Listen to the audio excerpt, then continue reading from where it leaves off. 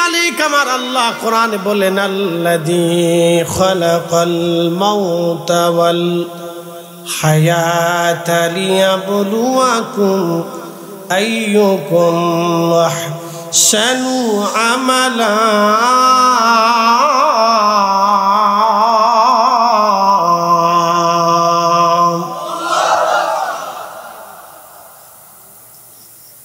মালিক আমার আল্লাহ বললেন হাবিব উম্মতকে জানায় দেন আমি রব তাদের মৃত্যু সৃষ্টি করলাম। এই মৃত্যুর একটা রূপ আছে, চেহারা আছে। যেমন আমাদেরকে আল্লাহ সৃষ্টি করলেন, প্রত্যেকটা মানুষের এক এক ধরনের চেহারা, কিন্তু গঠন প্রণালী কাঠামো একই রকম, কিন্তু চেহারা আর একটু কোনো রকম ভিন্নতা আছে।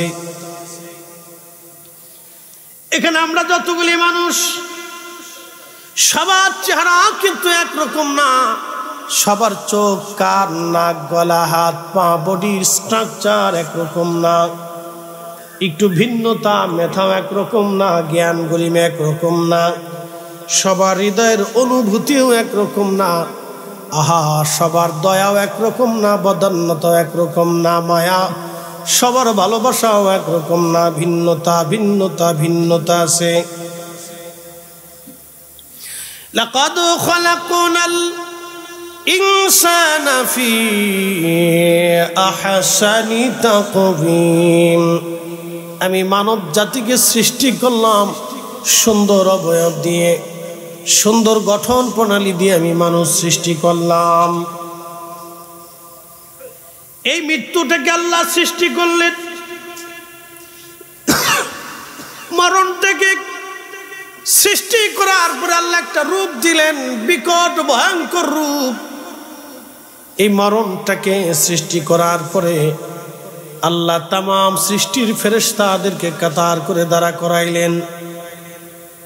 কোটি কোটি কোটি কোটি ফেরেশতা আসমান জমিন দিয়ে আল্লাহর সামনে দাঁড়িয়ে গেল। আপনারা জানেন মালাকুল মউত, যিনি মৃত্যুটাকে যার দায়িত্বে দেওয়া হয়েছে, তার নাম আজরাইল, উপাধি মালাকুল মউত। খুব মনোযোগ দেন, কোরআনে আল্লাহ বলতেছেন কুল ইন্নাল মাউতাল্লাযী তাফিরুনা মিনহু ফাইন্নাহু মুলাকীকুম। পৃথিবীতে জিবরাইল এবং আজরাইল, ইসরাফিল, মিকাইল, এত বিরাট আকৃতির ফেরেশতা তারা, এত বড় আকৃতির ফেরেশতা তারা। জিবরাইলের 600 পাখা আছে, সহিহ বুখারীর ভাষ্য অনুযায়ী 600 পাখা। একটা পাখা দিয়ে একটা বাড়ি দিলে জমিন থেকে আসমান জগতে যাইতে, সিদরাতুল মুনতাহা পর্যন্ত যাইতে 1 সেকেন্ডও সময় লাগে না। নাচতে হয়ে গেল না? জোরে বলেন সুবহানাল্লাহ। জিবরিল আমিন একদিন আল্লাহ নবীজিকে বলতেছিলেন, ইয়া রাসূলুল্লাহ, পৃথিবীতে 4টে সময় আমার আসতে কষ্ট হয়েছিল। আমি এত দ্রুত গতি সম্পন্ন একজন ফেরেশতা, যিনি সিদরাতুল মুনতাহা থেকে পৃথিবীতে আসতে আমি মুহূর্তের মধ্যেই চলে আসি, কিন্তু 4টে সময় আমার বড় কষ্ট হয়েছিল নবী। 1 নাম্বার, ইব্রাহিম আলাইহিস সালাতু ওয়াস সালামকে যখন আগুনে নিক্ষেপ করতে হচ্ছিল, মিনজাবিনের উপরে বসে আগুনে ফেলানো হচ্ছিল, ইব্রাহিম পড়ে যায়। আল্লাহ ডাক দিলেন, জিবরাইল তাড়াতাড়ি যাও আমার ইব্রাহিমের কাছে যাও, দেখো আমার ইব্রাহিম কি বলে। হুজুর, ওই সময় দ্রুত গতিতে আমি হযরত ইব্রাহিম আলাইহিস সালামের কাছে এসে প্রস্তাব দিলাম, আল্লাহর খলিল, আপনি যদি বলেন এই আগুন থেকে আপনাকে উদ্ধার করে রাখবো। আল্লাহর খলিল জবাব দিলেন, জিবরাইল, তামাম সৃষ্টির মধ্যে আমি ইব্রাহিম ছাড়া আল্লাহর আর কোনো খলিল নাই। এই মূর্তি প্রতিমার বিরোধিতা করতে যেয়ে আমাদের বাবা ইব্রাহিম আগুনের ভেতরে পড়েছিল। আমাদের আমাদের বাবা ইব্রাহিমকে আগুনের মধ্যে ফেলানো হয়েছিল এই মূর্তি পূজার বিরোধিতা করার জন্যে। আমরা তারই সন্তান, আমরা তার উত্তরসূরি। কথা বলেন ঠিক না বেঠে?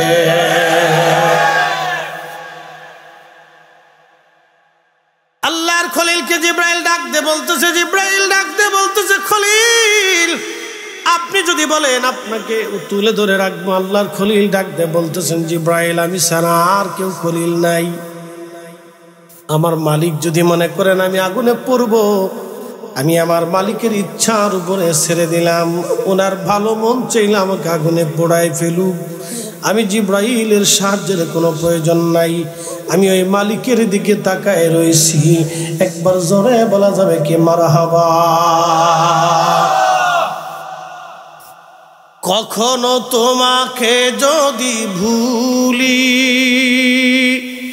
হেদায়েতের আলো জেলে নিয় কাছে তুলি।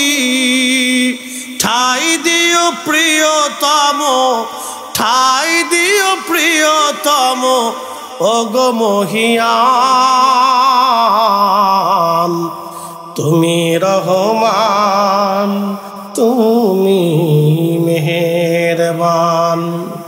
তুমি রহমান, তুমি মেহেরবান। আল্লাহর খলিল কথা বলার পরে আল্লাহ ডাক দিছে, জিব্রাইল স্টপ, তোমার আর প্রয়োজন নাই। তখনই আল্লাহ ডাক দিলে, ইয়া নারু কুনি বারদাও ওয়া সালামান আলা ইব্রাহিম। বলেন আল্লাহর সাহায্য আছে না নাই?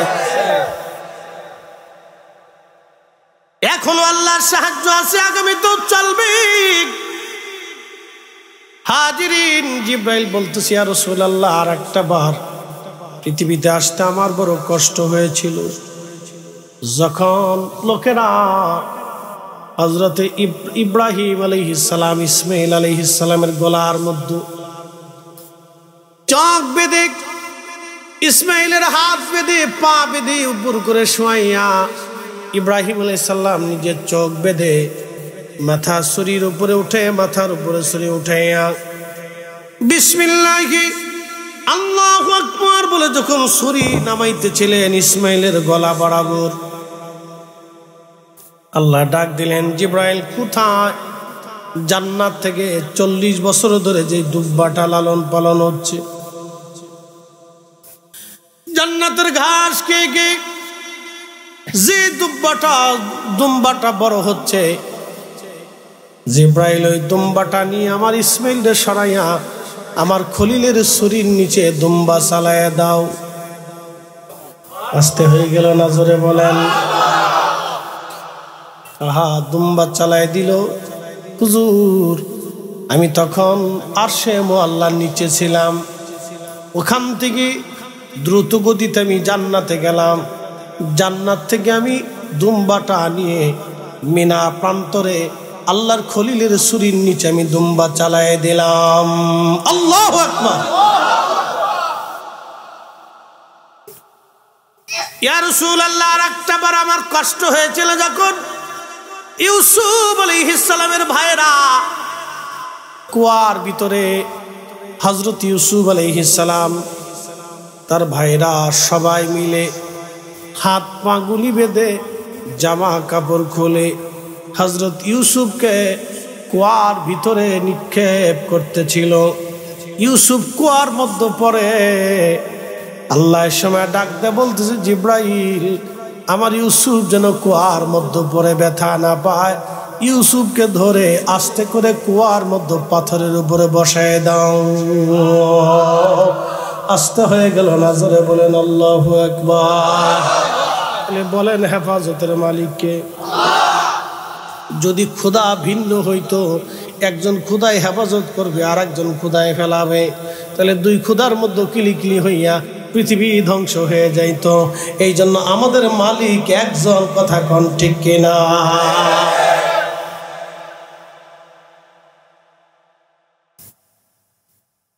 রাজনগরবাসী হযরতে ইউসুফ আলাইহিস সালামের ভাইয়েরা ইউসুফকে কুয়ার মধ্যে ফেলে দিল কেন? হিংসা। এই জন্য তিনটা জিনিস মনে রাখবেন, জিহাদ, জাহাব, মাযহাব। অপরিচিত জায়গা আপনি যখন গেলেন তখন আপনি বলবেন না আপনি কোন দলের অনুসারী, পিটুনি খাওয়ার সম্ভাবনা আছে। কারণ দলের কারণে মানুষ শত্রু হয়ে যায়, ঠিক কিনা? কি পরিমাণে অর্থ আছে আপনার, কি পরিমাণে টাকা আছে, কত শত কোটি টাকা, বন্ধু বান্ধবকে বলবেন না, আত্মীয় স্বজনকেও অনেক সময় বলবেন না, কারণ শত্রু হয়ে যাবে। সম্পদের কারণে শত্রু হয়ে যাবে। বলবেন ফরিদ হুজুর কোথায় শিখেছেন? আমি যখন মাদ্রাসায় পড়তাম তখন আমার একজন টিচার ছিলেন, আমাদের মাদ্রাসার অধ্যক্ষ তিনি ছিলেন। উনি তেহরান ইউনিভার্সিটির এক সময় অধ্যাপক ছিলেন, তেহরান ইউনিভার্সিটিতে পড়াইতেন। উনি বলতেন, বাবা ইরানের শিয়া দেশ, আমি সুন্নি, বহু বছর আমি তেহরান ভার্সিটিতে কাটাইলাম, কিন্তু ওরা তখনও জানতো না আমি শিয়া না সুন্নি। যদি আমি সুন্নি জানতো তাহলে আমার উপরে বিপদ আসতো, মুসিবত ওরা চাপাইতো। আমাকে ক্লাস করার সময় বললেন, বাবা তিনটা জিনিস মেনে চলবা, জিহাদ, জাহাব, মাযহাব। তুমি কোথায় যাচ্ছ, যাবার সময় অপরিচিত কারো কাছে বলবা না, কারণ রাস্তাঘাটে তোমার দুশ্মন থাকতে পারে, তোমাকে বিপদে ফেলে দিতে পারে। কি পরিমাণে অর্থ তোমার কাছে আছে তুমি কারো কাছে বলবা না, কারণ অর্থের কারণে মানুষ শত্রু হয়ে যায়, ভাই ভাইকে মেরে ফেলে দেয়, ভাই ভাইকে খুন করে, 1 ইঞ্চি জমি ভাই ভাইয়ের জন্য ছাড়ে না, বিরাট যুদ্ধ, মারামারি, কারাকারি, পারাপারি, লাঠালাঠি চলে। এই জন্য অর্থই সকল অনর্থের মূল। কথাটা একেবারে খারাপ না। এই জন্য আগের যুগের অলি যারা ছিলেন তারা দুনিয়ার সম্পদের প্রতি তারা লোভ দেখাইতেন না। দুনিয়ার সম্পদকে লাথি মেরে আল্লাহ এবং তারা নবীর কদমের গোলামি কইরা তারা এই জমিনে ধন্য হয়ে ঘুমাই রইছে। যার কারণে শাহজালাল আমিনী মুজাররিদি 750 বছর ধরে তিনি ঘুমায়। মুকুটহীন একজন সম্রাট, মুকুটহীন একজন সম্রাট, যার নামে 1 শতক জমিন আপনি পাবেন না, 1 শতক জমিনও তার নামে পাবেন না। কোন রাজ্যের সীমানা তার নাই, সেনা নাই, বাহিনী নাই, রাজ্য নাই, এমন একজন সম্রাট। 750 বছর ধরে কত রাজা বাদশাহ আমিরমরা, মন্ত্রী এমপি, কোটিপতি, ধনী দরিদ্র, ফকির মিসকিন, অভাবী, পাগল ভালো, জ্ঞানী গুণী, আলেম জালেম সব আল্লাহর অলির কদমে বসে বসে কান্দে। কথা কন না কেন, ঠিক কিনা?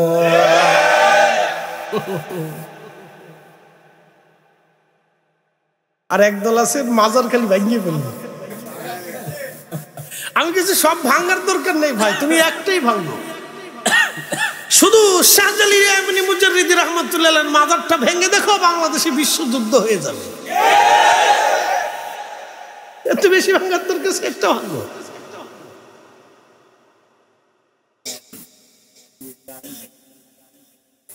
হাজিরিন, খুবই মনোযোগ দিয়ে শুনিয়া যান। কথা বললে অনেকে কষ্ট পাবে বাবাজি। জমিন আল্লাহর, আসমান আল্লাহর। জমিনে যাদের জন্য বৃষ্টি হয় তারা আল্লাহর ওলি। আমাদের ইবাদতে আল্লাহ খুশি হয় না। আল্লাহর কিছু ওলি দুনিয়ার মধ্যে থাকেন যাদেরকে চেনা যায় না, তাদের দোয়া জিকিরের কারণে আল্লাহ আসমান থেকে বৃষ্টি দেয়, জমিনে ফসল দেয়। নতুবা আল্লাহর আসমান থেকে পাথরের বৃষ্টি হতো, আল্লাহ জমিন ফেটে ফেটে আগুন বের হয়ে আসতো, ফসল নষ্ট হয়ে যাইতো, ভূমিকম্প দিয়ে দিক এই জনপদবাসীকে ধ্বংস করে দিতেন আল্লাহ। যে পরিমাণে মানুষ গুনাহ করে, অপরাধ করে, শুধুমাত্র আল্লাহর মজুব কিছু পাগল ওলি, আল্লাহর মুজাদ্দিদ উলামা, ফুদালা কিছু আছে যাদের ইবাদতে জিকিরে আল্লাহ খুশি হইয়া তাদের দোয়ার কারণে আল্লাহ আমাদের উপরে রহমতের বৃষ্টি দেয়, নতুবা পৃথিবী থাকার কথা না, ঠিক কিনা? যে পরিমাণে গুনাহ হয় দুনিয়া থাকার কথাই না। এ মুসলমান, খুব মনোযোগ দিয়ে জিব্রাইল ডাক দিয়ে বলতেছে, হুজুর আর একটা সময় পৃথিবীতে আসতে আমার কষ্ট হয়েছিল। নবীজি, তায়েফের ময়দানে কাফেররা যখন আপনাকে পাথর মারতেছিল, পাথরের আঘাত এত কঠিন, শরীর থেকে ফিনকি মেরে মেরে রক্ত বের হচ্ছিল। আপনার শরীর মোবারক কেটে কেটে ফেটে ফেটে রক্ত বের হচ্ছিল। যদি কোনোদিন তায়েফে যান, সেই জায়গাটা এখনো আছে, যেই খেজুরের আঙ্গুরের বাগানে নবীজি বিশ্রাম করেছিলেন। আহারে, সেই জায়গা গেলে দেখেছি হাজিরা অঝর দ্বারা চোখের পানি ফেলে ফেলে কান্না করে। দিন কালেমার প্রচারে আল্লাহর নবীর কত কষ্ট হয়েছিল। পাথরের পর পাথর এসে এসে গায়ে লাগতে লাগলো, মাথা ফেটে চামড়া ফেটে ফেটে রক্ত বের হয়ে হয়ে এত পরিমাণে রক্ত বের হয়েছিল, পা মোবারকের জুতা পর্যন্ত রক্তের সাথে লেগে গিয়েছিল। জিব্রাইল বলছিলেন, ইয়া রাসূলুল্লাহ, ওই রক্ত যদি জমিনের মধ্যে পড়ে যেত, হুজুর পৃথিবীতে কখনো ফসল হতো না, গাছ তরুলতা পাতা হতো না। আল্লাহ ডাকতে বলল, জিব্রাইল তাড়াতাড়ি যাও, আমার হাবিবের রক্ত যেন জমিনের মধ্যে না পড়ে। যদি জমিনে রক্ত একবার পড়ে যায় জিব্রাইল, আহায় কষ্টে রক্ত পড়ার সঙ্গে সঙ্গে জমিন ক্ষুব্ধ হয়ে যাবে, পৃথিবীতে কখনো ফসল হবে না, গাছ হবে না, আমার বান্দাগুলি না খেয়ে মরে যাবে। জিব্রাইল, আমার রাসূলের রক্ত জমিনে পড়তে দিও না হুজুর। দ্রুত গতিতে সেই সময় আমি রক্তগুলি তুলে ধরেছি, জমিনের মধ্যে রক্তগুলি মিশতে দেই না ইয়া রাসূলুল্লাহ। আহা সেই নবী আমাদের, আহা সেই নবী আমাদের। আল্লাহর নবী কষ্ট করার পরও জিব্রাইল এসে বলেন, ইয়া রাসূলুল্লাহ, অনুমতি যদি দেন পাথর চাপা দিয়ে পাহাড় চাপা দিয়ে তায়েফ ধ্বংস করে দিব। আল্লাহর নবী হাত তুলে কাঁদা শুরু করলেন, রাব্বি, ইয়া রাব্বি, ওরা আমার উম্মত, যদি আপনি ওদেরকে ধ্বংস করে দেন, আমি কালেমার দাওয়াত কার কাছে পৌঁছাবো আল্লাহ? ওরা আজকে আমারে মারছে আল্লাহ, এমন একদিন আসবে ওদের সন্তানরাই আমার কালেমার জন্য জিহাদের ময়দানে যাবে, ওদের সন্তানরাই আমার কালেমা পড়বে, আজানের ধ্বনি জমিনে বাজবে, একবার আওয়াজ তুলে বলা যাবে কি ইয়া রাসূলুল্লাহ। তিনি রাহমাতুল লিল আলামিন, রাহমাতুল লিল আলামিন, রাহমাতুল লিল আলামিন।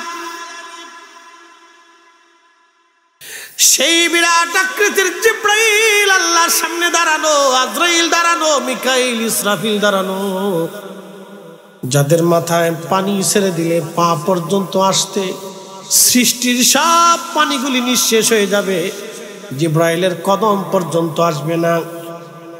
মৃত্যুর এই সুরত দেখার পরে জিব্রাইল পর্যন্ত অজ্ঞান হয়ে পড়ে গেলেন, আজরাইল অজ্ঞান হয়ে গেলেন, মিকাইল অজ্ঞান, ইসরাফিল অজ্ঞান, তামাম ফেরেশতারা অজ্ঞান হয়ে গেলেন, বেহুশ হয়ে গেলেন। আল্লাহর কুদরতে তারা আবার হুশ ফিরে আসলো। হুশ ফিরে যাওয়ার পরে বলতেছে, ইয়া রাব্বি, আপনি এটা কি বানাইছেন আল্লাহ? আল্লাহ ডাক দিয়ে বলেন, এটার নাম মউত, মৃত্যু, মৃত্যু।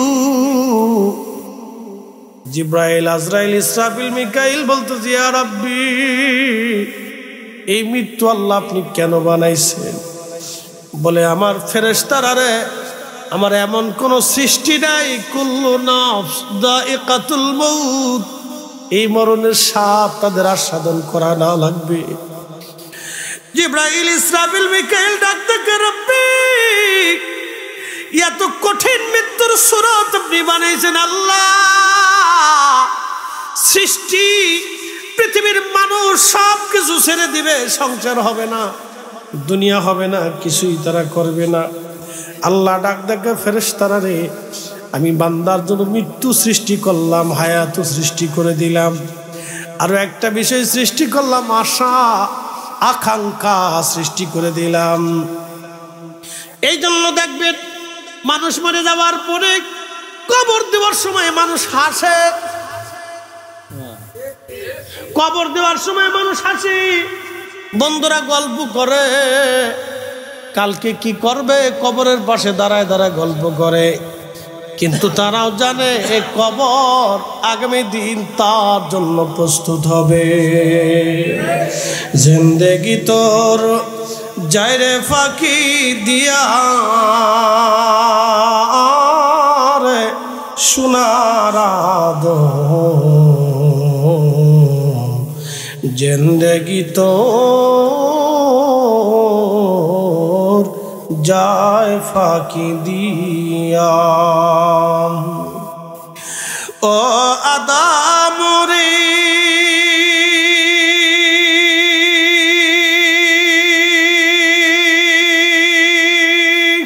পাক ধরিয়া গেছে দাড়ি, দন্ত বাসে গোটা চারি,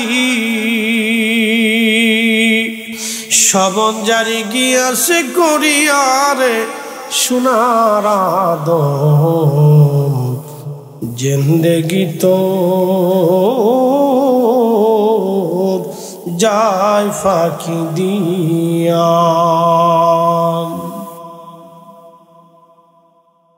মৃত্যুর রূপ দেখে ফেরেশতারা আপত্তি করে বলে, ইয়া রাব্বি, পৃথিবীর মানব জাতি সব কিছু থেকে তারা জুদা হয়ে যাবে মরণের ভয়ে। আল্লাহ বলেন, ফেরেশতারা রে, আশা সৃষ্টি করে দিলাম, আকাঙ্ক্ষা সৃষ্টি করে দিলাম। আশায় আশায় মানুষের দিন যাবে, আশায় আশায় মানুষের দিন যাবে। এই জন্য দেখবেন কারো যদি 5 কোটি হয় সে 10 কোটি বানানোর আশায় থাকে, কারো 10টা বাড়ি যদি হয় আরো 20টা বাড়ি বানানোর আশায় থাকে। 1000 কোটি টাকার মালিক হলে আরো 1000 কোটি বানানোর আশায় থাকে। 2 কোটি টাকা চুরি করলে আরো 5 কোটি চুরির ধান্দা করে। কি কথা কন না কেন? ওরা আশায় আশায় আশায় আশায় থাকে, আরো নিবে আরো নিবে। এমপি হইলে মন্ত্রীর চিন্তা করে, মন্ত্রী হইলে প্রেসিডেন্টের চিন্তা করে, প্রেসিডেন্ট হইলে প্রধানমন্ত্রী চিন্তা করে। এইভাবে শুধু আশা আশা আশা আশা আশা কখনো কমে না, মানুষের আশা দিন দিন বাড়তে থাকে। কবরে নেওয়ার সময় মানুষ হাসে, কবর দেওয়ার সময় অনেকে হাসে, গোসল করানোর সময় হাসে। বাড়িতে মুর্দা লাশ রেখে আত্মীয় স্বজন, গ্রামবাসী, এলাকাবাসী আসছে, তারা গল্প গুজব করে হাসাহাসি করে। বাজানো ওরা মর্দা লাশে রেখেও তারপরে হাসাহাসি করে। এটার নাম আশা। তারা তখনও আশায় থাকে, ও মারা গেছে, আমি আরো 50 বছর বেঁচে থাকবো। কিন্তু আল্লাহ বলে দিলেন, হাবিব উম্মতকে বলেন, কুল ইন্নাল মাউতাল্লাযী তাফিরুনা মিনহু ফাইন্নাহু মুলাকীকুম। হুজুর, মরণ থেকে তারা সবাই পালায়, পালায়া বাঁচার চেষ্টা করে। নবীজি বলে দেন, এই মরণ থেকে পালানোর কোনো রাস্তা নাই। আল্লাহ আজরাইলকে ডাক দিয়ে বলতেছে, আজরাইল, এই মালাকুল মউতের দায়িত্ব তোমারে দিলাম। আজরাইল ডাক দিয়ে কয়, ইয়া রাব্বি, তার বিকট চেহারা দেখে আমি নিজেই তো অজ্ঞান হয়ে গেছি।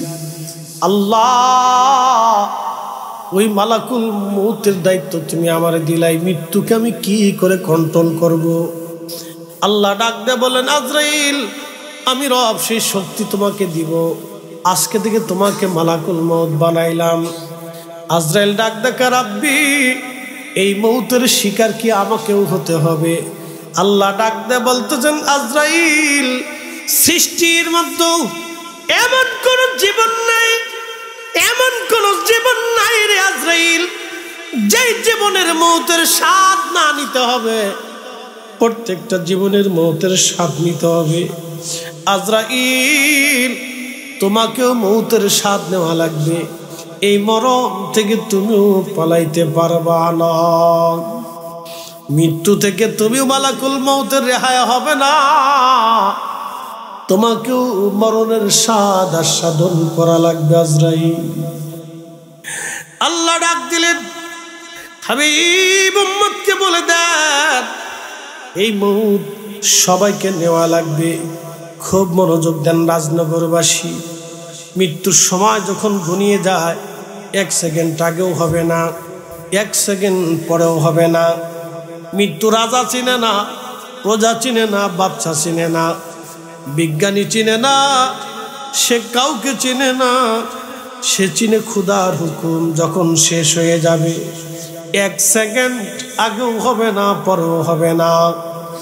ওয়ালা ইউআক্কিরাল্লাহু নাফসান ইযা জাআ আজালুহা।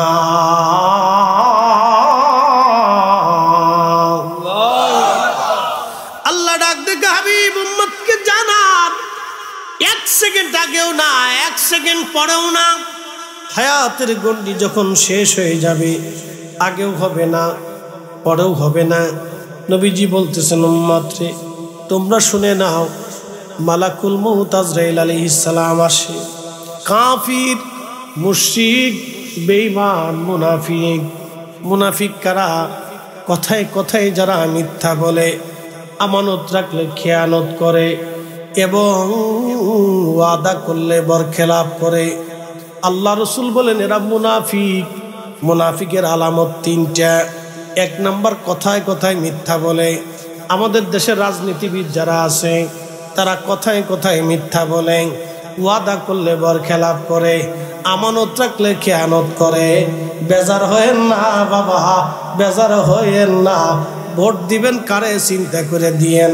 আমার ভাইয়ের চরিত্র ফুলের মতো পবিত্র, এই কথার স্লোগান দিয়া ভাইয়ের পক্ষ নিয়ে জাহান্নামের টিকিট কাটা যাবে না। কি কথা কর না কেন, ঠিক কিনা? সৃষ্টির মতো কারো চরিত্র যদি ফুলের মতো হয় তিনি আমার নবী,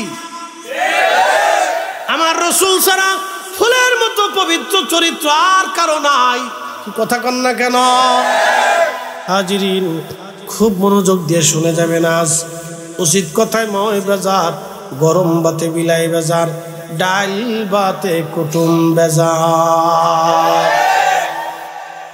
রাজনগরের মুসলমান মালাকুল মউত আসবে। কাফির, মুশরিক, বেঈমান, মুনাফিক যারা, তাদের কাছে মালাকুল মউত আসবে। তার কঠিন সুরত নিয়ে আসবে, বিকট সুরত নিয়ে আসবে। আহা, তখন রূহটা তামাম শরীরের মধ্যে দৌড়ায়। শরীরের রন্ধে রন্ধে, গোশতের ভিতর দিয়ে, শিরার ভিতর দিয়ে, শরীরের প্রত্যেক স্থানে সে পালানোর চেষ্টা করে। এই জন্য দেখবেন কঠিন মৃত্যু হয় অনেকের, খুব যন্ত্রণা, ছটফট চলতে থাকে। কঠিন মৃত্যু, কঠিন মৃত্যু, কঠিন মৃত্যু। আজের মৃত্যু 2 ধরনের। একটা আহসানের সাথে, আসানের সাথে মৃত্যু হবে, আর একটা মৃত্যু হয় খুব কঠিনের সাথে, খুব কঠিন মৃত্যু। আর একটা মৃত্যু হয় আসানের সাথে, আর একটা খুবই ভয়াবহ কঠিন মৃত্যু। আজরাইল তার কাছে আসে, বিকট চেহারা, মৃত্যুর ভয়াবহতা শুরু হয়ে যায়। আল্লাহর নবী বললেন মুনাফিক, বেঈমান, নাফরমানদের মৃত্যুটা হবে এতটাই ভয়াবহ, একটা উটের চামড়া তুমি যদি জিন্দা হালতে ছেলাও, 1 বার 2 বার 100 বার একটা উটের চামড়া যদি ছিলানো হয় যতটা কষ্ট হয়, আল্লাহর নবী বললেন নাফরমানদের মৃত্যুর যন্ত্রণা তার চাইতে বেশি ভয়াবহ হয়। কত কঠিন মউত, কত কঠিন, কত কঠিন। এই জন্য যারা অধিক ইস্তেগফার করে এবং যারা দানশীল হয়, আল্লাহর পথে যারা খরচ করে, আল্লাহ তাদের মৃত্যুটাকে আসান করে দেয় এবং আল্লাহ তাদের মরণটাকে সহজ করে দেয়। রাজনগরের মুসলমান খুবই মনোযোগ দিয়ে শুনে যাবেন। আজ যেহেতু আল্লাহর ওলিদের শানের মাহফিল, এখান থেকে কিছু বুঝে যেতে হবে। মরণের যন্ত্রণা খুবই ভয়াবহ। আর যদি আপনি নাফরমান না হয়, বদকার না হয়, আল্লাহ ওয়ালা হয়, আল্লাহ তারে মাফ করে দেয়। এমন ইমানদার মুমিন মুসলমানের মৃত্যুর সময় আজরাইল আসে, চেহারার সুরত থেকে খুবই নরম এবং খুব মায়াময়ী চেহারা নিয়ে চলে আসে। তখন আল্লাহ ডাক দিয়া, আইয়াতুহান নাফসুল মুতমাইন্নাতুর জিই ইলা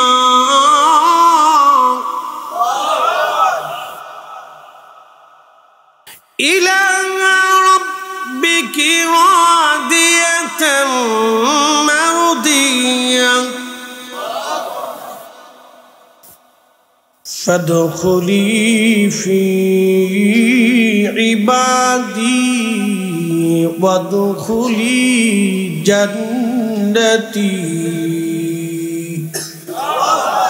হে নফসে মুতমাইন্না, এখন শোন, হে নফসে মুতমাইন্না, প্রশান্ত আত্মা, প্রশান্ত আত্মা, তুমি ঝগড়া করো নাই, মারামারি করো নাই, অন্যের জমিন তুমি মেরে খাও নাই, প্রশান্ত আত্মা। আমাদের দেশে দেখবেন কিছু বেমারি আত্মা আছে, অসুস্থ আত্মা আছে, যারা পায় পাড়া দিয়ে ঝগড়া বাঁধায়। এরকম কিছু অসুস্থ আত্মা আমাদের দেশে আছে। কি কথা কন না কেন? পায় পাড়া দিয়ে ভেজাল বাঁধায়, গ্রামে এরে ক্লিক দেয়, ওরে ক্লিক দিক, গ্রুপের মধ্যে ভেজাল সৃষ্টি করে মারামারি লাগায়। এরা অসুস্থ। আপনাদের সিলেটের ভাষায় বলে বেমারি, সিলেটের ভাষায় কি কয়? বেমারি। এদেরকে বলে অসুস্থ আত্মা, বেমারি আত্মা। আর আল্লাহ ডাক দিয়ে বললেন, ইয়া আইয়াতুহান নাফসুল মুতমাইন্না, হে প্রশান্ত আত্মা, তুমি আমি আল্লাহর কুদরতি কদমে সেজদায় পড়েছ। আমি আল্লাহর আইনে হালালকে হালাল জেনে, হারামকে হারাম জেনে তুমি তোমার নিজের জীবনকে পরিচালিত করেছ। ওই নফসে মুতমাইন্না যে আত্মা বেমারি আত্মা না। আমাদের দেশে বেমারি আত্মা আছে, দেখবেন বাজার ঘাটে গেলে দোকান থেকে বাকি নিয়ে আসছে আর বাকি টাকা ফেরত দেয় না। এটা বেমারি। কথা কন না কেন?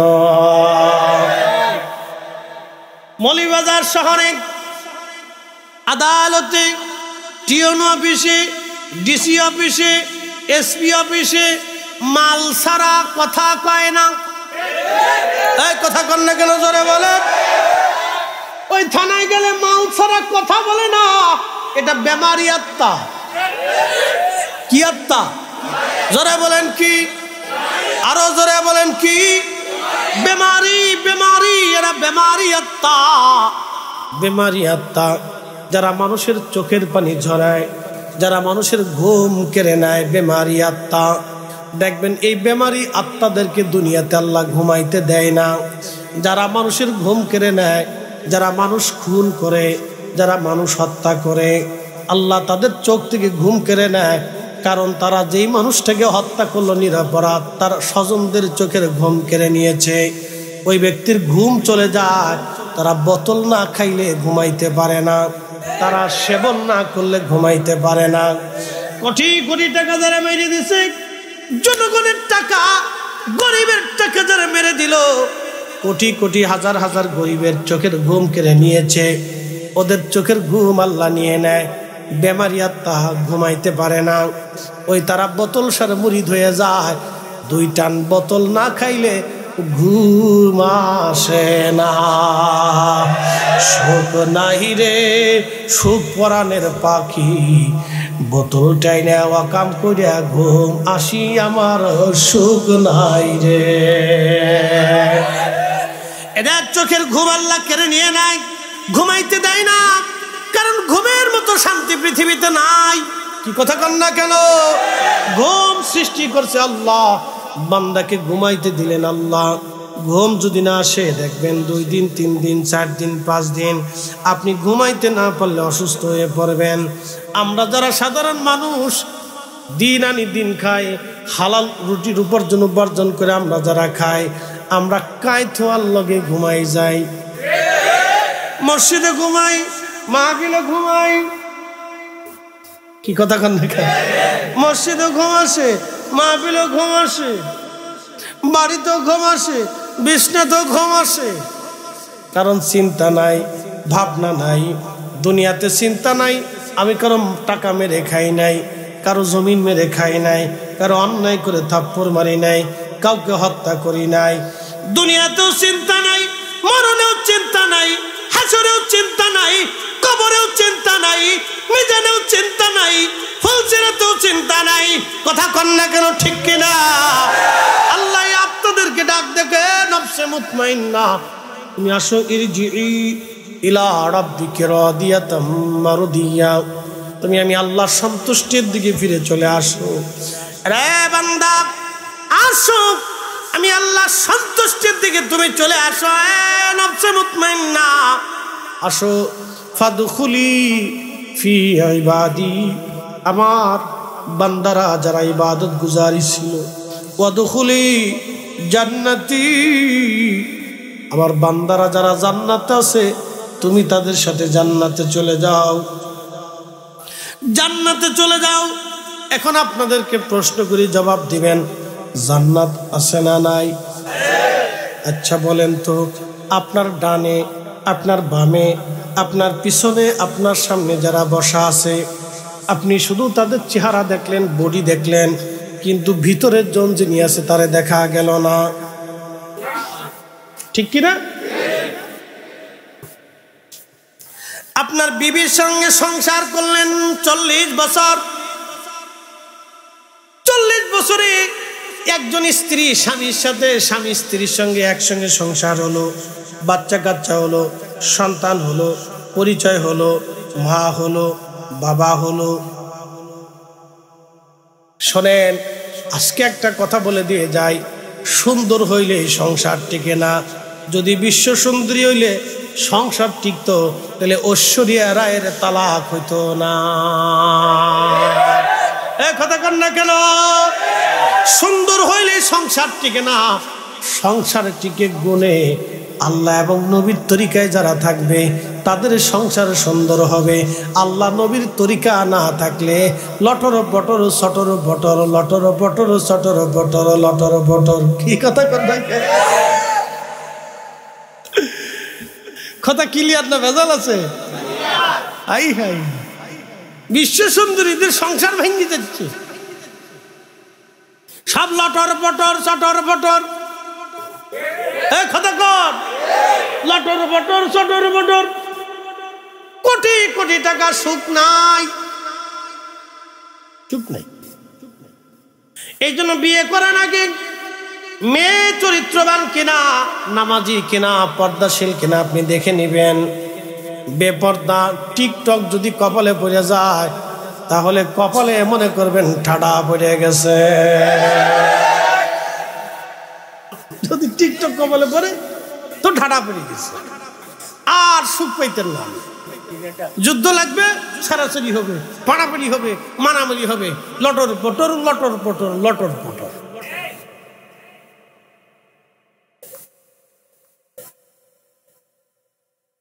এই জন্য আপনারা দেখবেন আমরা হুজুররা যারা আছি টেনশন নাই,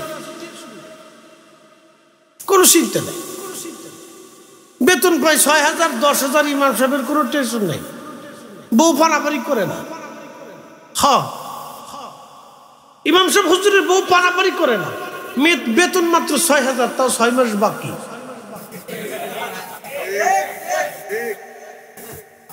কি কথা খারাপ করেছি আমি? 6,000 6 মাস বাকি। কমিটি ইউনিয়নে বা কিছু করার নেই, পাবলিকের টাকা দেয় না।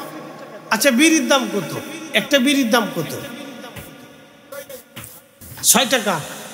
একজনের বিড়ি খাইতে প্রত্যেক দিন কয়টা বিড়ি লাগে? হ্যাঁ, এক প্যাকেটে কয়টা থাকে? 20টা। তাহলে প্রত্যেক দিন একটা লোক 20টি বিড়ি খায়। আমি এক মুরব্বি জি গেলাম, চাচা কি বিড়ি খান? সোনালি। আমি বললাম কতটা লাগে? 60টা লাগে। আমাকে মানুষ না জিম, যা কন আমার বিড়ি লাগবে, আমাকে খান, আমাকে খান। খাইয়ে যদি বেহেশত পান তো চেষ্টা করে দেখেন, আর কি করার আছে, তো খান। এর ভিতরে প্রচুর ভিটামিন আছে, যত খাবেন খালি ভিটামিন হইব, খাবেন খালি। আর কি কম, 60টা যার বিড়ি লাগে, তাহলে কেমন বিড়ি খোর আপনি একটু চিন্তা করেন তো। এ ঘুমাইতে যাওয়ার আগে মনে একটা টান দিয়ে ঘুমায়, ঘুম থেকে উঠেই বিড়ি টান দেয়। একদিন বাথরুমে ঢুকছি, পাবলিক টয়লেটে, তো এই খালি ভিতরে গন্ধ পায়, বিড়ির গন্ধ।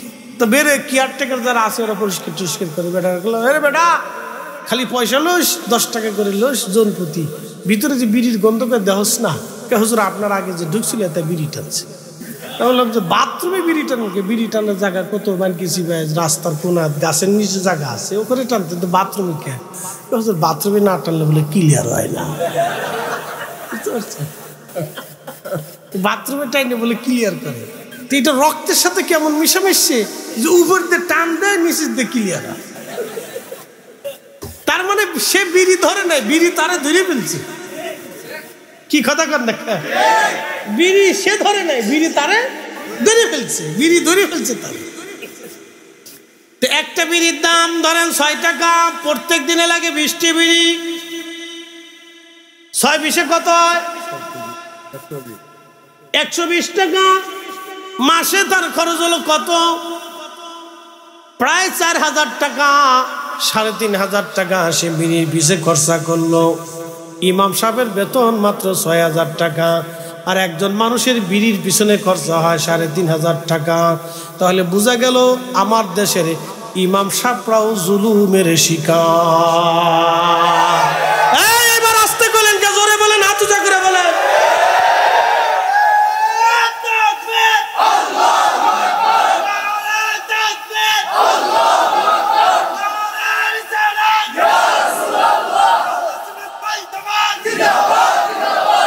এই যে সবাই কিন্তু জিন্দাবাদ করেন নাই, আমি কিন্তু চেহারা দেখতেছি। আমি হিসাব দিচ্ছি, পানের পিছনে একটা পানের দাম কত? 5 টাকা। যারা পান খাবে তারা এবার আজকে বিপদ হচ্ছে। একটা একজন লোক কতটা পান লাগে? সারাদিনে 5টা, সারাদিনেও 5টা লাগে। এমনও আছে সারাদিনে 20টাও লাগে, কারো 50টাও লাগে। সে ঘুমানোর আগে পান মুখের ভিতরে কোনার দিয়ে তারপরে ঘুমায়, তাহলে ঘুমাসে না।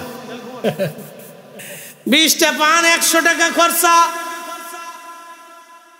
মাসে লাগে 3000। চা পান দিয়ে আপনার খরচা আসে মাসে 3000। 3000ই ধরলাম, ইমামের বেতন মাত্র 6000। তার একজন স্ত্রী আছে, স্ত্রীটা আমাদের বোনও হতে পারে, আমাদের ভগ্নীও হতে পারে, আমাদের ভাতিজিও হতে পারে। ওই মেয়েটার জীবনের আশা থেকে স্বামী তাকে কিছু দেবে। 6000 টাকা কি বেতন? সামান্য বেতনে আমার ওই ভাইটা সংসার চালাবে, নাকি তার প্রিয় স্ত্রীর জীবনের মনের ইচ্ছা গহনা ভালো কাপড় চোপড় কিনে দেবে? বাবা, আল্লাহর আদালতে সবাইকে দাঁড়াইতে হবে কিয়ামতের মাঠ। পরের কিয়ামতের মাঠে আমি চলে আসতেছি, অপেক্ষা করেন। মেহশরের মাঠে সবাইকে দাঁড়াইতে হবে। জিন, ফেরেশতা, মানব দানব পশু পাখি সবাইকে দাঁড়াইতে হবে। সেই দিন রাষ্ট্রের যিনি প্রধান হবে তাকে সারা রাষ্ট্র সম্পর্কে জিজ্ঞাসা করা হবে। যিনি জেলা প্রধান থাকবেন, ডিসি, জেলা সম্পর্কে তাকে জিজ্ঞাসা করা হবে। থানার ওই এমপি সাহেব অথবা উপজেলা চেয়ারম্যান থানা সম্পর্কে জিজ্ঞেস করা হবে। গ্রামের সর্দার যিনি তাকে গ্রাম সম্পর্কে জিজ্ঞাসা করা হবে। পরিবারের প্রধান যিনি পরিবার সম্পর্কে জিজ্ঞাসা করা হবে। আপনাদের মসজিদের মুসল্লি যারা আছে ওই মসজিদ সম্পর্কে মুসল্লিদেরকে জিজ্ঞাসা করা হবে। আমি আল্লাহর একটা ঘর ছিল, কে কে দায়িত্ব পালন করছো বলো। সেই দিন আল্লাহ যদি জিজ্ঞেস করে, বান্দা তোমার পানের পিছনে বিড়ির পিছনে খরচা গেল তোমার 3000, আর যে তোমার নামাজের ভার মাথায় নিয়ে দাঁড়ায় গেল, তুমি একটি দায়িত্ব বিহাজাল ইমাম বলে তুমি তার পিছনে দাঁড়ায় গেলা, আর উনি তোমার সমস্ত নামাজ সামনে নিয়ে দাঁড়ায় গেল। একজন ইমাম এক ওয়াক্ত নামাজের হিসাব যদি আপনি তার ওজন চান, আপনার জীবনের সমস্ত অর্থ যদি ইমামরে দিয়ে দেন, তারপরও এক ওয়াক্ত নামাজের ওজনের সমান হবে না। একজন ইমাম আপনার মৌতের সাথী, যিনি আপনার মরণে আপনার জানাজায় দাঁড়ায় যায়, আপনার কবরের পাশে সে দাঁড়ায় যায়, আপনার জুমার নামাজের পরে সে আপনার জন্য দোয়া করে। আপনার দুঃখে সুখে আপনার বাবার কবরে, মায়ের কবরে একজন ইমাম দাঁড়ায়, আপনি তাকে ঠকাচ্ছেন বছরের পর বছর, ভাবতেছেন জিজ্ঞাসা করা হবে না কিয়ামতের ময়দানে? না না, বলে হুজুর ইমাম তো 6000 টাকায় রাজি হয়ে যায়, রাজি না হয়ে সে কি করবে? আপনি এর বেশি দেন না, সে তো নিরুপায় হয়ে গেছে। বাবাজি আল্লাহর দরবারে জিজ্ঞাসিত হবেন সেই দিন। অতএব 3000 টাকা যদি আপনার পানের পিছনে খরচা হয়, ইমামের জন্য আপনি 500 টাকা বরাদ্দ করে দেন, আপনারা 100 টাকা করে যারা দেন তারা আর 100 বাড়াই দিলে ইমামের বেতন 10,000 হবে। এই 10,000 টাকা যদি ওনাকে দেন, বার 2,000 টাকা যদি ওনার জন্য বাড়ায় বরাদ্দ করে দেন, তাহলে ওনার স্ত্রী, ওনার সন্তান, ওনা আপনাদের দিকে সেই দিন কিয়ামতের ময়দানে আপনাকে কঠিন জবাবদিহিতার আওতায় আনা হবে না, কারণ আপনারা ন্যায্য মূল্য আপনি দিয়েছেন। আজকে বাজারের অবস্থা এত কঠিন, 1,000 টাকার বাজার করলে ব্যাগ ভরে না। কি কথা কন না কেন, ঠিক কিনা? সবার বাজার চলে, ইমাম সাহেবের বেতন 6,000 চলে না। এই জন্য ইমামদের দিকে আপনারা তাকাবেন, কারণ কিয়ামতের ময়দানে জিজ্ঞাসিত করা হবে। কষ্ট হচ্ছে আপনাদের? আমি আপনাদেরকে পরিসংখ্যান দিয়ে বুঝাইলাম। বাবাজি, মানুষের সবচেয়ে বড় আদালতের নাম হচ্ছে বিবেক, ঠিক কিনা? এটা হচ্ছে সবচেয়ে বড় আদালত, এর উপরে কোনো আদালত নাই। আমরা সালিশ, দরবার, হামলা, মামলা এগুলি করে আমরা ইমামের বেতন বাড়াইতে পারবো, এটা আপনাদের আদালত। যদি আদালত বলে না ওনার একটু বাড়ানোর প্রয়োজন, তাহলে বাড়াবেন। আর যদি আদালত নষ্ট হয়ে যায়, তাহলে আর কি করবো, জোর করার সুযোগ নেই। প্রিয় উপস্থিতি আমার, কঠিন মনোযোগ দিবেন। মৃত্যু, এই মৃত্যু হয়ে যাওয়ার পরে আল্লাহ রসুল বললেন, আমার উম্মত বান্দাকে কবরের দিকে নিয়ে যাওয়া হয়। একটু শুনে যাবেন। কবরে নিয়ে যাওয়ার সময় বান্দা রুহু কাঁপতে থাকে আর বলে, সন্তানরা তোমরা আমাকে কবরের দিকে নিও না, আমি বড় কষ্টের মধ্যে আছি। কবরটা জাহান্নামের টুকরা হয়ে গেছে। আজ রুহু কান্না করে, সন্তানরা রে এত তাড়াতাড়ি কবরে দিলা। আপনি দেখবেন বাবা যখন মারা যায়, বাবার আর ঘরের মধ্যে রাখে না, খাটিয়ার ভিতরে করে আস্তে করে লাশটা বাড়ির উঠানের সামনে নিয়ে চলে আসে। বাড়ির একটা চাদর দিয়ে ওই খাটিয়ার উপরে ঢেকে দিয়ে দেয়। তারপরে ওই চাদরটা বাবা দাফন কাফন করার পরে ওই চাদরটা এনে ধুয়ে কেউ ব্যবহার করতে চায় না। আব্বার মরণের খাট, মরণের চাদর, বাবা যেই খাটের উপরে মরছে ওই খাটের তোষক, বালিশ আর ওই চাদরগুলো সরাই নিয়ে যায়। বাবা এখানে মারা গেছে, এই চাদরের উপরে এটা ধুয়ে আল্লাহর ভিতরে রেখে দাও। কেউ ব্যবহার করতে চায় না, ওটা ভয় পায়। বাবা ওই চাদরে মারা গেছে। বাবাজি, পৃথিবী বড় কঠিন জায়গা, দুনিয়া বড় কঠিন জায়গা, কেউ আপনার আপন না। এই জন্য কবরে যিনি আপন হবেন তিনি আল্লাহ এবং তার নবী। অতএব আল্লাহ এবং তার নবীর বিধান মেনে যাওয়াটাই আমাদের বুদ্ধিমানের কাজ, ঠিক কিনা? বুদ্ধিমানের কাজ আল্লাহ এবং তার রাসূলের বিধান মেনে যাওয়া, নতুবা সারা জিন্দিগিটাই বরবাদ। এটা জিন্দিগিটাই বরবাদ। পৃথিবী একটা ধোঁকার জায়গা, ধোঁকা।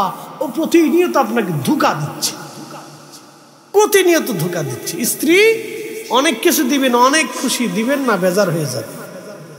সন্তান অনেক কিছু দিবেন, অনেক খুশি দেবেন না, বেজার হয়ে যাবে। কিন্তু রাব আল্লাহ, আপনি অনেক গুনাহ করছেন, কোনো চিন্তা নাই, লা তাকনাতু মির রাহমাতিল্লাহ, এখনই সিজদায় পড়ে যান, চোখের পানি ছেড়ে দেন, আল্লাহ ভুল হয়ে গেছে, সাথে সাথে আপনার জীবনের গুনাহ মাফ হয়ে যাবে।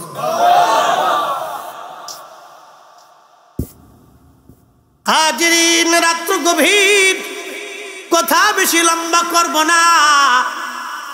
কবরের দিকে নিয়ে যাওয়া হয়। কবরের মধ্যে নিয়ে যাওয়ার পরে মানুষেরা কবরের মধ্যে রেখে সবাই চলে আসে। আল্লাহর নবী বলেন, উম্মত তোমরা আসবা না, তোমরা তোমাদের ভাইয়ের কবরের পাশে দাঁড়াবা। কত সময় দাঁড়াবা?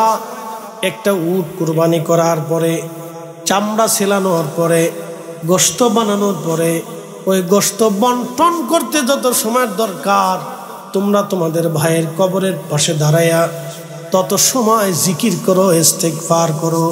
তোমার ভাইয়ের কবরে কিছু সময় পরে মুনকার নাকির আসবে, সওয়াল করবে, জবাব হবে। এই সওয়াল জবাব যাতে সহজ হয়ে যায়, সেই জন্য তোমরা তোমার ভাইয়ের কবরের পাশে দাঁড়ায় দাঁড়ায়, তোমার ভাইয়ের কবরের পাশে দাঁড়ায় ইস্তাগফিরু লিআখিকুম, তোমরা তোমার ভাইয়ের জন্য ইস্তেগফার করতে থাকো। একবার জোরে বলা যাবে কি সুবহানাল্লাহ?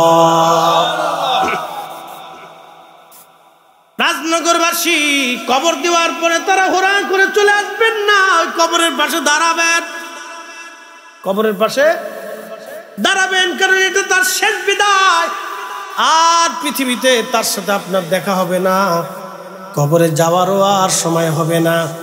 এখানে বহু সন্তান আছেন যাদের বাবা মরে গেছে, কবরের পাশে দাঁড়ানোর সময় নাই। কবরও বড় কঠিন জায়গা কবর। আল্লাহ নবী এই জন্য বলেন, উম্মত রে কবরের পাশে দাঁড়াও, কিছু সময় তার কবরের পাশে দাঁড়াও। কত সময় দাঁড়াবা? একটা উট কুরবানি করে গোশত বানাইয়া বন্টন করতে যত সময় প্রয়োজন, ওই সময়টা তোমার ভাইয়ের কবরের পাশে তুমি দাঁড়াও, দাঁড়ায়া তোমার ভাইয়ের জন্য ইস্তেগফার করো, দোয়া করতে থাকো, দোয়া দোয়া, যেন তোমার ভাইয়ের কবরে প্রশ্নের জবাবটাকে আল্লাহ সহজ করে দেয়। এই জন্য দোয়া করো, তাড়াহুড়া করবেন না, চলে আসবেন না।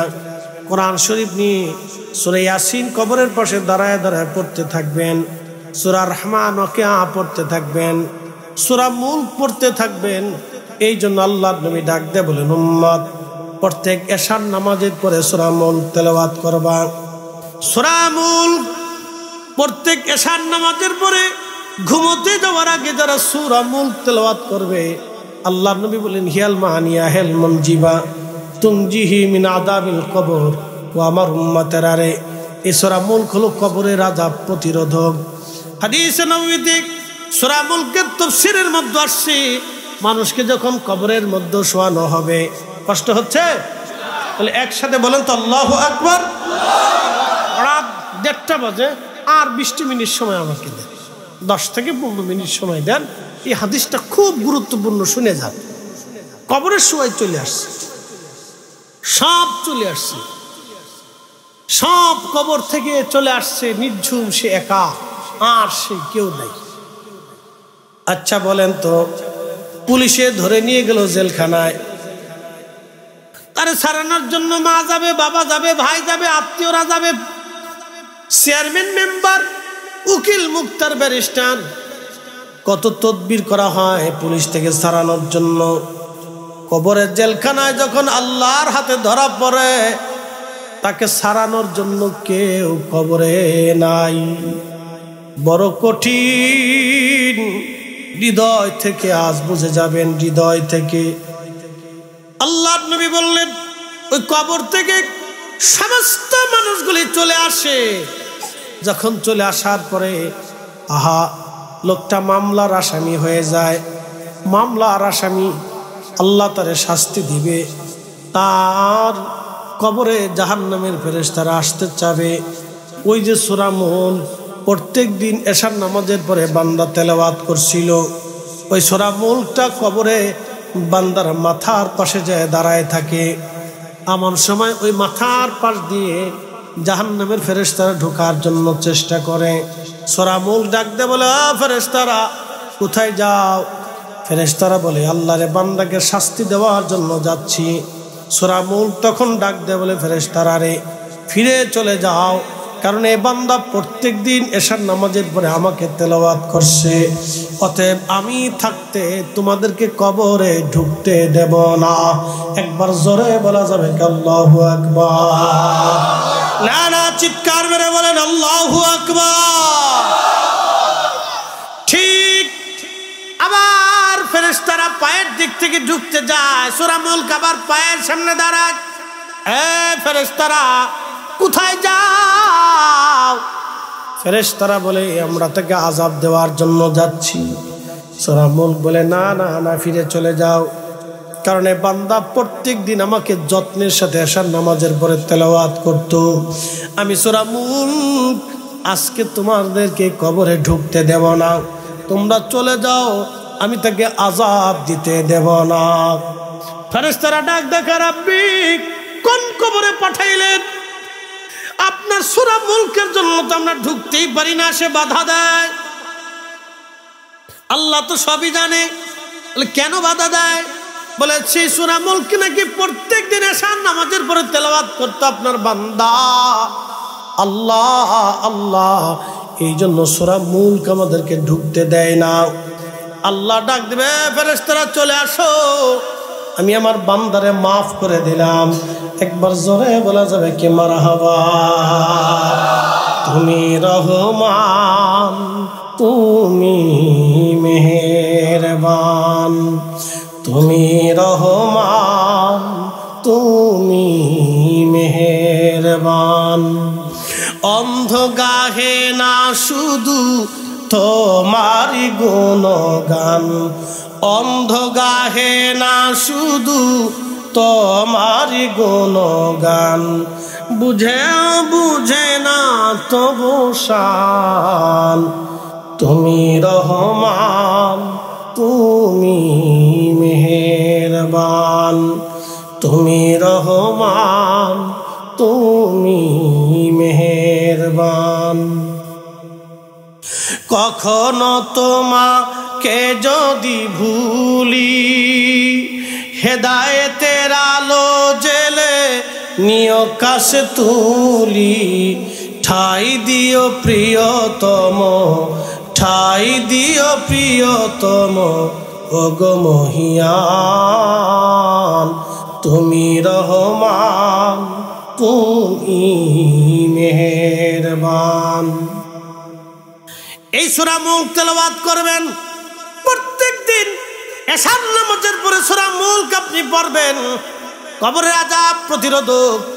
আর একটা হাদিস আসছে সূরা মুলকের ফজিলত নিয়ে। আল্লাহর নবী সাহাবী ইবনে আব্বাস বলেন, কোন এক সফর থেকে নবীজির সঙ্গে আমরা ফিরে আসতেছিলাম। আসার সময় আল্লাহর নবী সন্ধ্যা নেমে গেল। নবীজি তাবু গাড়লেন, তাবু ফেলাইলেন। সব সাহাবী যার যার স্থানে তাবু গাড়লেন রাতের বিশ্রাম করার জন্য। একজন সাহাবী বলতেছেন, আমি তাবু ফেললাম, কিন্তু আমি জানতাম না এইখানে কোনো কবর আছে। আমি কবরের উপর আমার ছোট্ট তাবুটা টানিয়ে ফেললাম। ওই তাবুর ভিতরে আমি বিছনা করলাম, শুয়ে পড়লাম। শুয়ে যখন পড়ছি লক্ষ্য করলাম কবরের ভিতর থেকে একজন আল্লাহর বান্দা সূরা মুলক কোরআন শরীফ তেলাওয়াত করতেছে। একবার জোরে বলবেন কি আল্লাহু আকবার। সূরা মুলক কবরের ভিতরে তেলাওয়াত করে ঠিক তখনই সাহাবী বলতেছেন, শুনতে শুনতে হাত্তা খাতামাহা, একবারে শেষ পর্যন্ত তার তেলাওয়াত শুনলাম। কবরের ভিতরে ওই সাহাবী কোরআন পড়তেছে কবরের ভিতরে, আর একজন সাহাবী কবরের উপর থেকে তেলাওয়াত শুনতেছে। কোরআন তেলাওয়াত শেষ, ফজরের নামাজের আজান পড়ে গেল। সাহাবী বলতেছেন, আমরা আল্লাহর নবীর পিছনে ইক্তেদা করলাম নামাজ পড়ার জন্য। ফজর শেষ হয়ে গেল, প্রিয় নবীজি ঘুরে বসলেন। এমন সময় আমি বললাম, ইয়া রাসূলুল্লাহ, আল্লাহর কসম করে বলে আমি জানতাম না এখানে কোনো কবর আছে। আমি কবরের উপরে তাবু গাড়লাম, শুয়ে পড়লাম, বিছনা করলাম। যখন আমি শুইলাম লক্ষ্য করলাম কবরের ভিতর থেকে একজন সাহাবী কোরআন শরীফ তেলাওয়াত করতেছে, আর আমি কবরের উপর থেকে সূরা মুলকের তেলাওয়াত আমি শুনতে লাগলাম। হাত্তা খাতামাহা, একেবারে শেষ পর্যন্ত তেলাওয়াত আমি শুনলাম। একবার জোরে জোরে বলা যাবে কি আল্লাহু আকবার। তার অর্থ হচ্ছে ঈমানদার যারা, কামিল যারা, কবরের ভিতরে তারা আল্লাহর জিকিরে, ফিকিরে, তেলাওয়াতে জান্নাতের ভিতরেই তারা থাকে। কথা বলেন ঠিক না বেঠিক? আল্লাহর নবী বলেন, আল কবরু রাউযাতুম মিন রিয়াদিল জান্নাহ, কবর কারো কারো জন্য জান্নাতের বাগান। এই জন্য আল্লাহ বলেন, ফাদখুলি ফি ইবাদি ওয়াদখুলি জান্নাতি।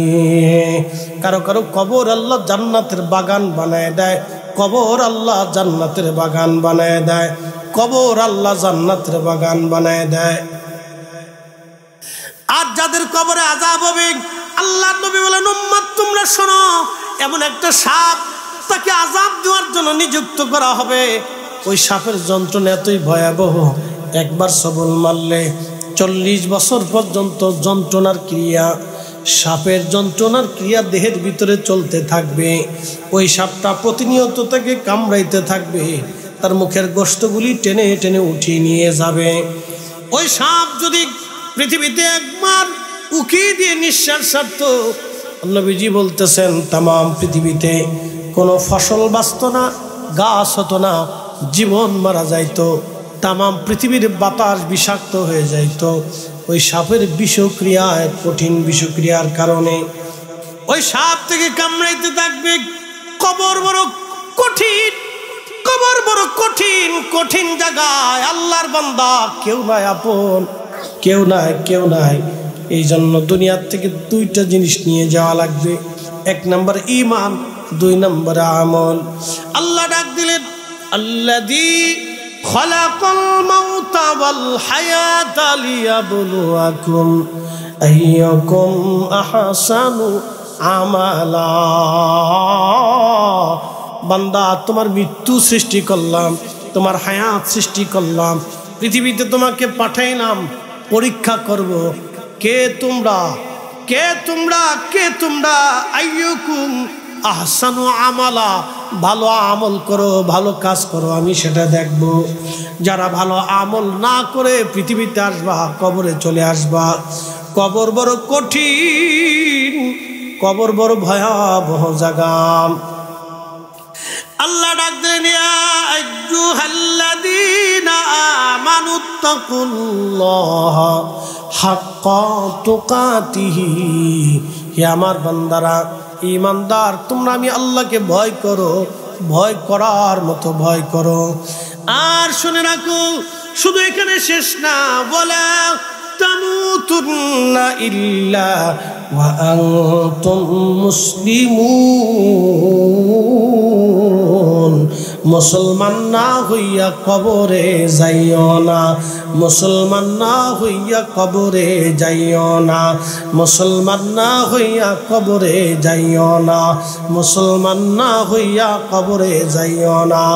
মুসলমান হয়ে কবরে আসো বান্দা, মুসলিম হয়ে কবরে আসো, মুসলিম হয়ে কবরে আসো, আমল নিয়ে কবরে আসো, ঈমান নিয়ে কবরে আসো, আমল নিয়ে কবরে আসো, ঈমান নিয়ে কবরে আসো, আমল নিয়ে কবরে আসো, ঈমান নিয়ে কবরে আসো। আমল ঈমান বিহীন ছাড়া কবরে আইসো না, মুসলমান না হয়ে কবরে আইসো না। কবরে তো যেতেই হবে, আজ অথবা কাল, আজ অথবা কাল কবরে যেতে হবে। আপনার ডানে বামে সামনে পিছনে যারা বসে আছে, তাদের ভিতর থেকে প্রাণ পাখি নিয়ে যাওয়া হবে, চোখের সামনে থেকে নিয়ে যাওয়া হবে। যাকে নেওয়া হলো তাকে দেখা গেল না, যে নিল মালাকুল মউত তারে দেখা গেল না, যার হুকুমে নিল তাকেও দেখা গেল না, যেই জগতে নিল সেই জগতও দেখা গেল না। কিন্তু হুকুমদাতাও সত্য, জগতও সত্য, নিনেওয়ালা মালাকুল মউত আজরাইলও সত্য। যাকে নিয়ে যাওয়া হলো তিনি 60 বছর পৃথিবীতে বিচরণ করলেন, সেও সত্য। একটাও মিথ্যা না, একটাও মিথ্যা না। মরণ অবশ্যই আসবে, আজ অথবা কাল। কবরে যেতেই হবে, আজ অথবা কাল। অতএব এখান থেকে ছুটে যাওয়ার কোনোই রাস্তা নেই। কবর বড় কঠিন, কবর বড় কঠিন।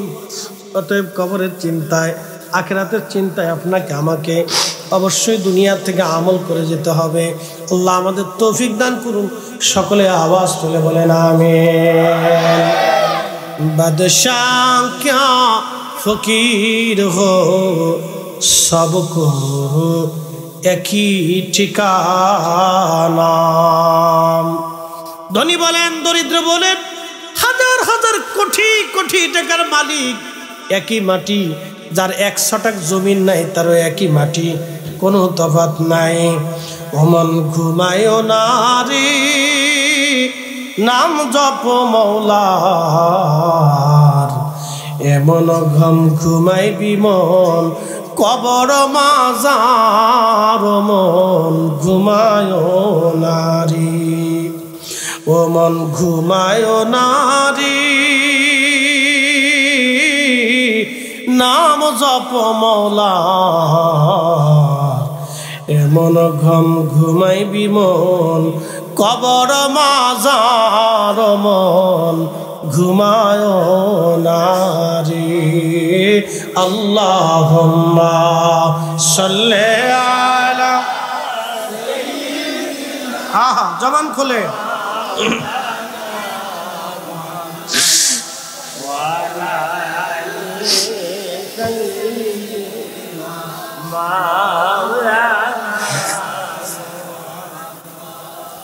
লা ইলাহা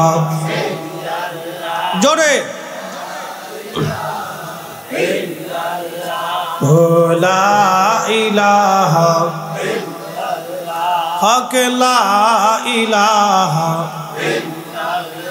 আসিয়া বলে আল্লাহ আল্লাহ ফেরাউন দিছে কত জ্বালা আল্লাহ বলেন ও জিবরাইল আল্লাহ বলে ও জিবরাইল খুলে দাও জান্নাতের তালা লা ইলাহা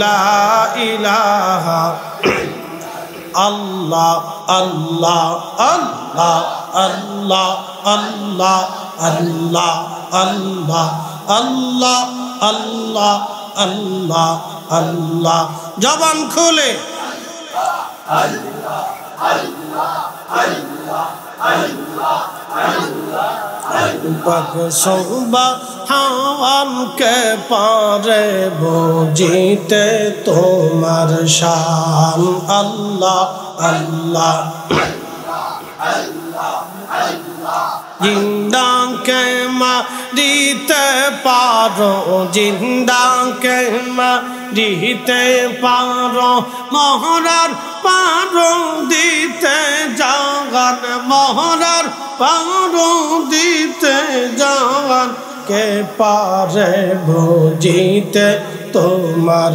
শান আল্লাহ আল্লাহ আল্লাহ আল্লাহ আল্লাহ আল্লাহ আল্লাহ আল্লাহ আল্লাহ আল্লাহ তোমার দোস্ত হাবিবুল্লাহ আগে তারে বানাইয়া নূরের রূপে তৈয়ার করে রাখছো তারে লুকাইয়া তোমার দোস্ত হাবিবুল্লাহ আগে তারে বানাইয়া নূরের রূপে তৈয়ার করে রাখছো তারে লুকাইয়া ও পাক সুবহান কে পারে বুঝিতে তোমার শান আল্লাহ আল্লাহ আল্লাহ আল্লাহ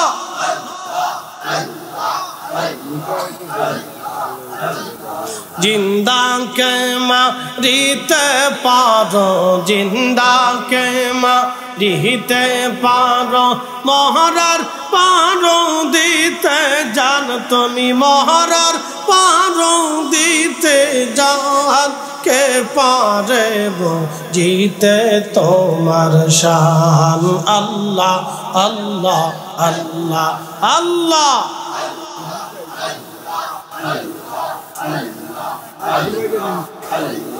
তোমার দোস্ত হাবিবুল্লাহ আগে তারে বানাইয়া নূরের রূপে তৈয়ার করে রাখছো তারে লুকাইয়া ও পাক সুবহান কে পারে বুঝিতে তোমার শান আল্লাহ আল্লাহ আল্লাহ আল্লাহ আল্লাহ আল্লাহ আল্লাহ আল্লাহ আল্লাহ আল্লাহ আল্লাহ আল্লাহ আল্লাহ আল্লাহ